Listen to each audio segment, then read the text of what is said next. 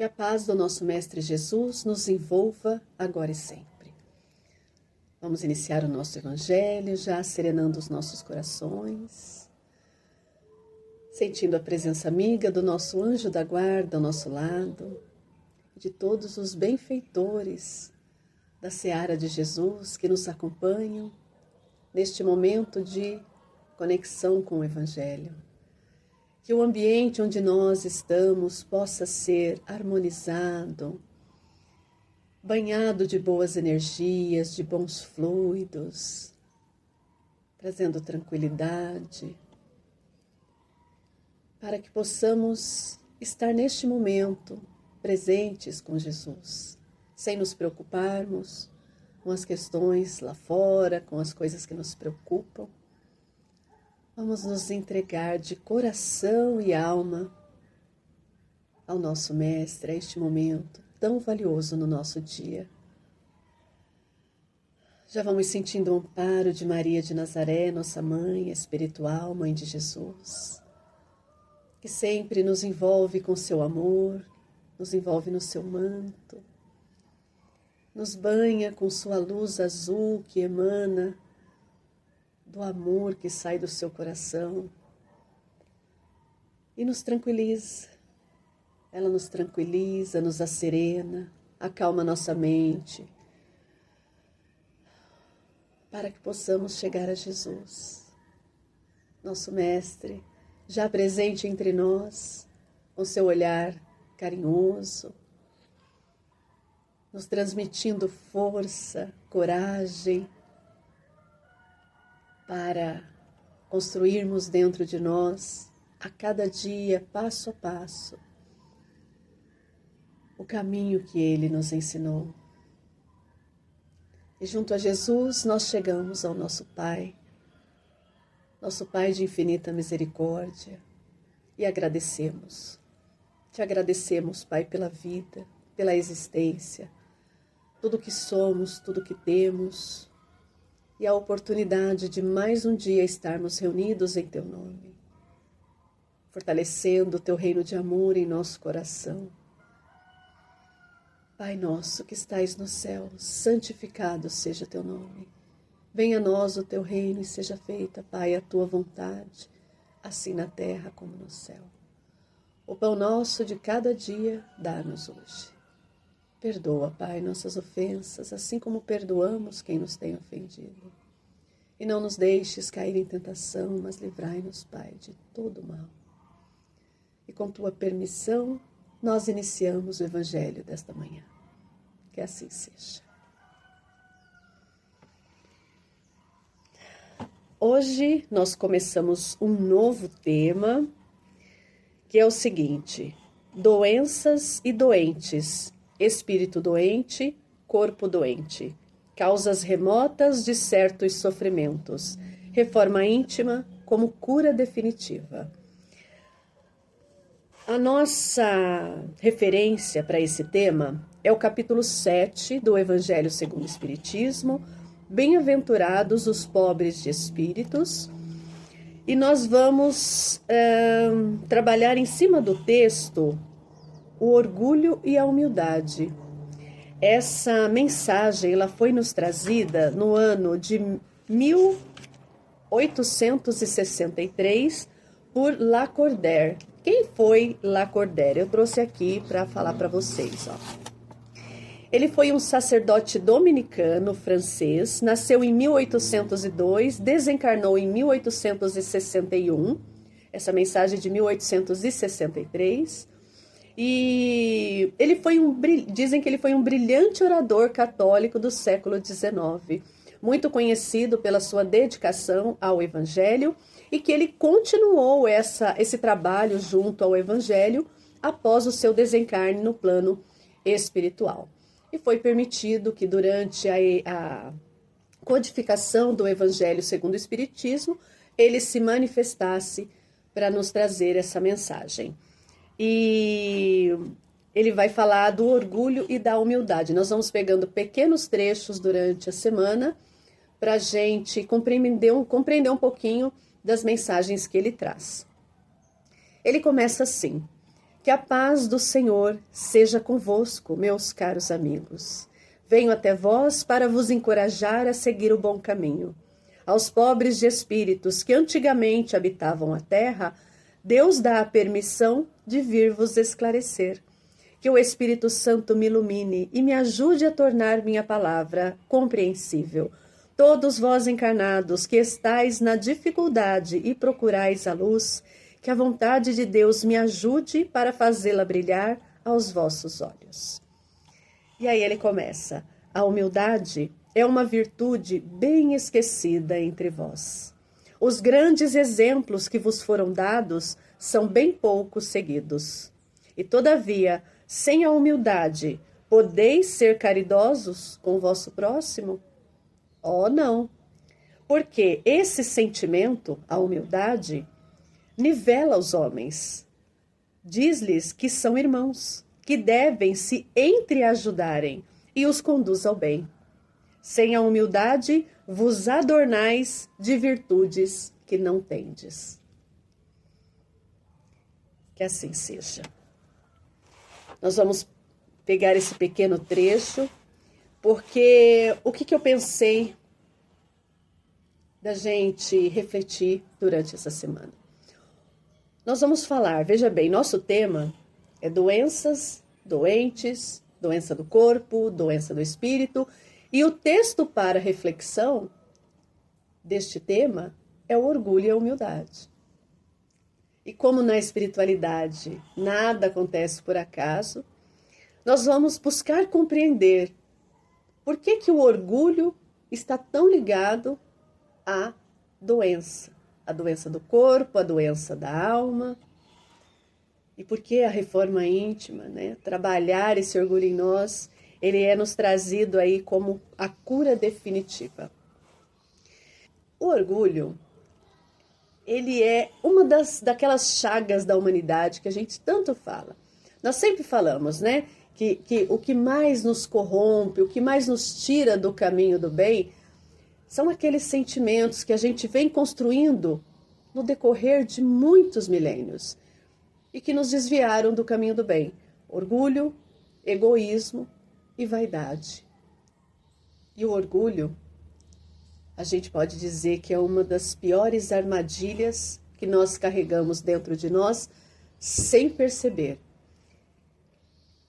E eu vou tentar trazer algumas reflexões para a gente compreender um pouquinho isso. Então hoje, no nosso primeiro dia da série Armadilhas do Orgulho, nós vamos falar da culpa. Sim, da culpa. Vamos pensar, todos nós erramos. Todos nós cometemos erros, ainda cometemos erros. Muitos deles nós cometemos lá quando éramos bem jovens, às vezes até na infância a gente lembra de alguma coisa. Mas ali na juventude, às vezes a gente lembra de uma forma como nós tratamos alguém, ou um pai, uma mãe, um familiar. E às vezes a gente fica carregando aquilo por muito tempo na nossa mente, na nossa lembrança, no nosso coração. Ou às vezes nós cometemos algum erro na juventude, nos relacionando com alguém, de repente não tratamos a pessoa com o devido respeito que nós deveríamos, e podemos ter causado mal na vida dessa pessoa, levado alguém a uma depressão, a uma tristeza muito profunda. Às vezes nós cometemos algum erro no nosso trabalho, prejudicamos alguém, tentamos ganhar vantagem em cima de alguém e prejudicamos aquela pessoa. E esse erro continua no nosso dia a dia, porque nós ainda erramos, não é verdade?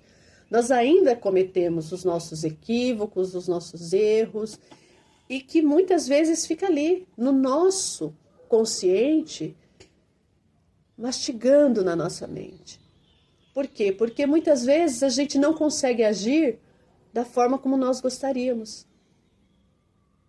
Como diz a frase de Paulo, porque todo bem que eu quero fazer eu não faço, e todo mal que eu não quero fazer, esse eu faço.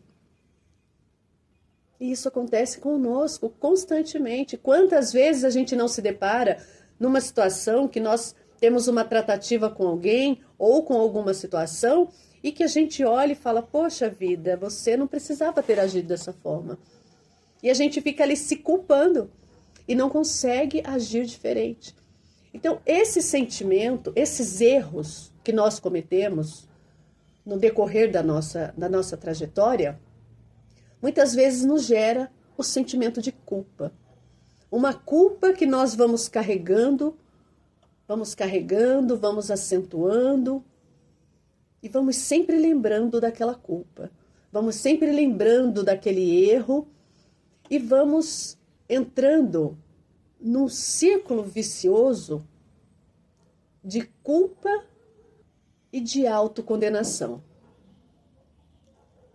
A gente entra num estado de autopunição que a gente não consegue se desvincular. Às vezes a situação, muitas vezes, na verdade, a situação já passou.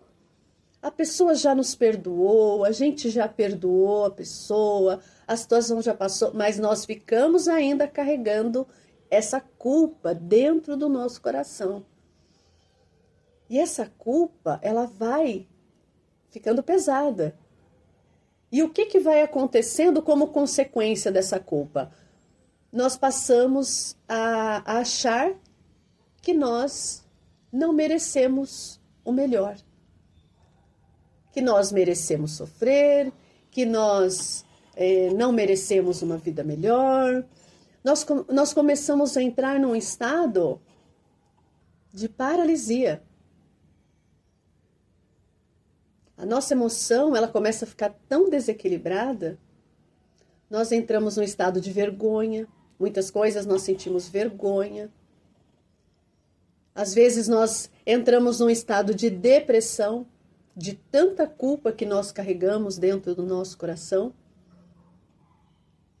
Entramos num estado emocional totalmente adoecido.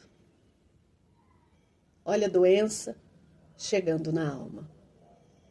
Através de um sentimento que nós vamos cultivando ao longo do tempo, que vai adoecendo a nossa emoção. Vai adoecendo a nossa emoção. E uma emoção adoecida, ela leva a uma doença física.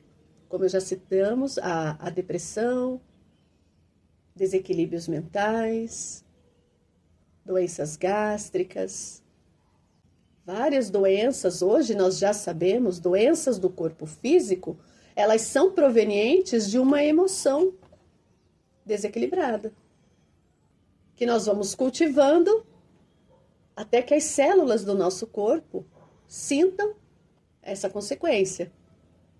Porque cada vez que nós pensamos, cada vez que nós entramos num estado de pensamentos negativos, nós vamos emitindo sinais através do nosso sistema nervoso. E esses sinais, eles chegam nas nossas células. Então, se nós estamos com um pensamento pesado, de culpa, de menos-valia, de tristeza profunda, o que sinal a gente vai emitir para as nossas células, para o nosso organismo físico? Muitas doenças, meus irmãos, começam na mente, na qualidade dos nossos pensamentos.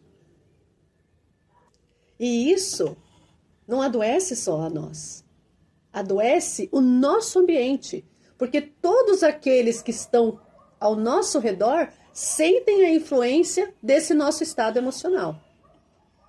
Às vezes, há todo um esforço da parte daqueles que estão ao nosso redor para nos incentivar a seguir adiante, a fazer outras coisas, a sair desse estado emocional. Mas o que acontece?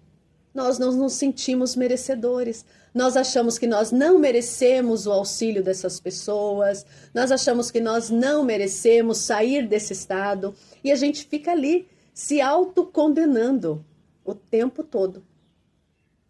Olha que veneno. É como se fosse uma pequena dose de veneno que a gente vai colocando todo dia um pouquinho na nossa corrente sanguínea. A gente vai se envenenando. se envenenando pela culpa.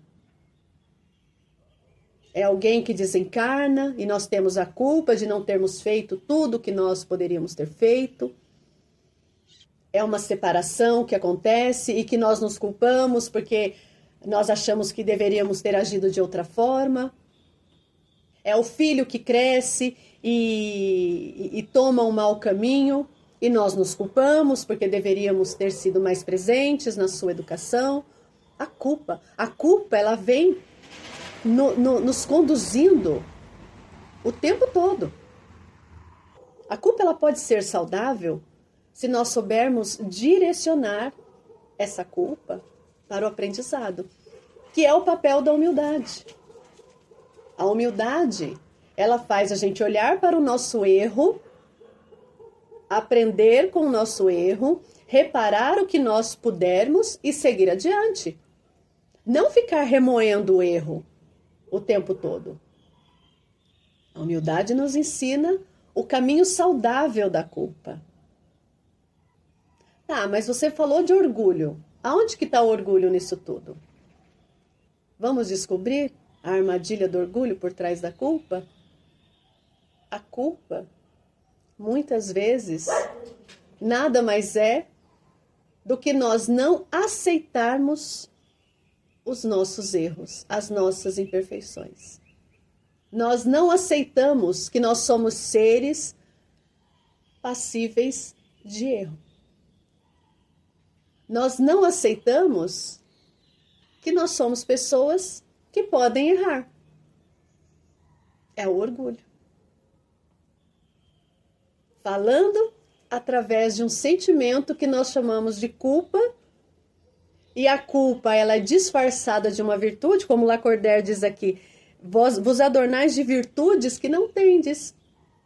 Às vezes a gente acha que a gente está ali só no remorso de ter feito alguma coisa, nos sentindo tristes porque somos culpados e não deveríamos ter feito aquilo, achando que estamos sendo virtuosos. E na verdade é o nosso orgulho que está falando por trás disso. Porque a culpa, quando ela é proveniente do orgulho, ela vai ficar falando pra gente exatamente assim: você não devia ter feito isso. Não, você não pode fazer dessa forma. Você não devia ter falado desse jeito. Não, você devia ter feito de outra forma. Ela vai ficar ali, inconformada com o erro. Agora, a culpa proveniente da humildade, ela vai ser diferente. Nós vamos olhar para dentro e vamos falar: olha, você errou, tá tudo bem, você pode errar. Todos nós podemos errar. Veja o que você pode fazer em relação a isso, aprenda com o que você fez e segue adiante, com humildade. Entende a diferença de uma tratativa e outra? Por isso que Lacordaire deixa bem claro que orgulho e humildade não tem como existir os dois. Ou você tem o orgulho ou a humildade, porque a humildade é como se fosse o antídoto do orgulho. Ela elimina o orgulho. Então, olha só como o orgulho é perigoso. Porque ele vem disfarçado. É uma armadilha realmente da nossa emoção. Nós temos Paulo. Exemplo de Paulo, exemplo de Maria de Magdala, são excelentes exemplos. Imagina, Paulo, meus irmãos, ele matava os cristãos. Ele perseguia e matava os cristãos. Quando ele conheceu Jesus, o que ele fez? Ele tinha tudo para se acabar em culpa, se condenar, entrar numa depressão profunda. Meu Deus, o que eu fiz? Mas não. Ele usou essa culpa como incentivo para seguir adiante. Agora eu vou fazer todo o bem que eu puder para me redimir do mal que eu fiz. Você acha que no coração dele não tinha ali um sentimento de tristeza pelo que ele fez? Mas não a culpa que condena. Não a culpa que condena, mas a compreensão de que quando eu errei, eu não sabia o que eu sei hoje. A compreensão de que nós entregamos aquilo que nós podemos em determinado momento.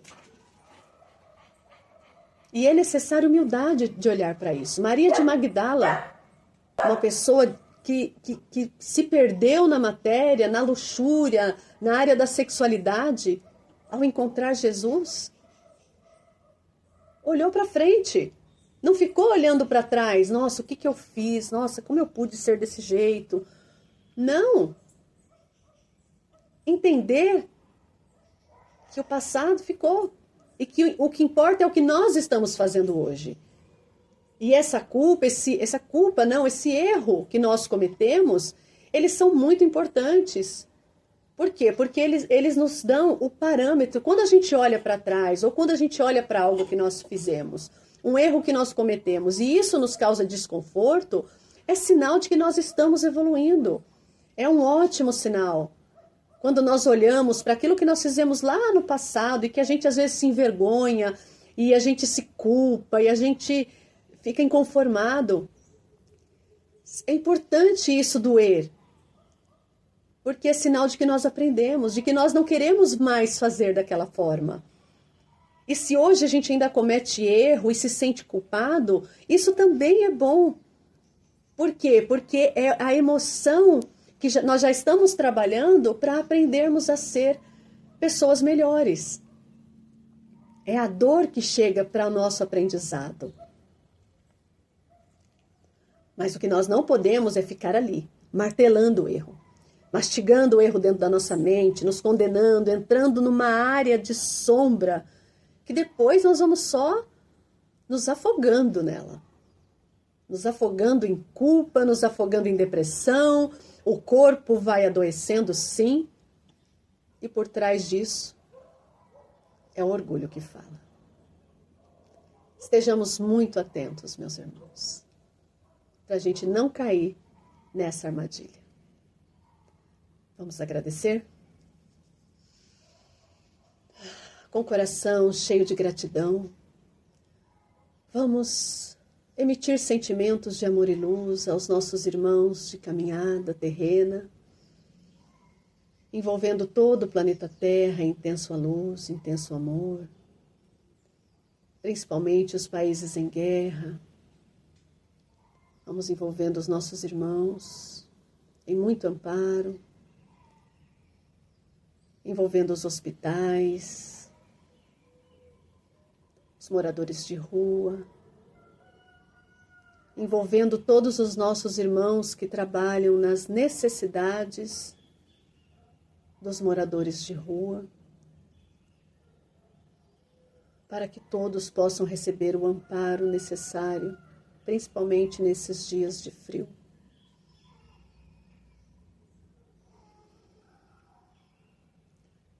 Vamos vibrando pela nossa família, nossos amigos, nosso local de trabalho, nosso lar. Vamos envolvendo a todos em muito amor e luz. E vamos agradecer a todos os benfeitores que nos auxiliaram nas reflexões de hoje. A Jesus, o nosso Mestre, pelo aprendizado. E a Deus, o nosso Pai, por nos permitir este momento de luz e de amor. E com tua permissão, Pai, nós encerramos o Evangelho de hoje. Que assim seja.